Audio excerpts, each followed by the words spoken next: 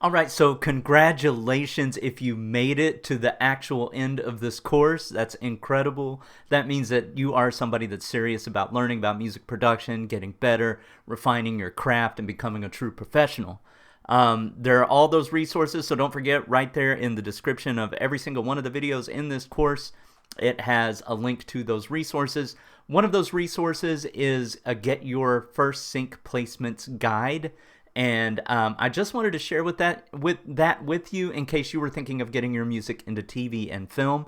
It has a breakdown of exactly what you need to do and what order you need to do it.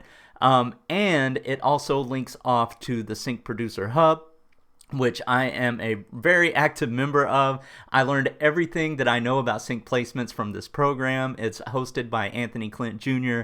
I was able to get 65 placements so far. By the time you're watching this video, it's probably a lot more, but my music's been featured on shows like Dateline NBC, The Today Show, and Top Chef VIP. So if you want to get your music into TV and film, make sure you take a look at that guide as well. So congratulations again. There are more courses on my channel. One of them is for songwriting, recording, and mixing specifically. So if you want to learn more about recording vocals and mixing those, definitely pick up that course. It's free. It's one of the playlists on my channel. If you haven't subscribed already, then please go right ahead.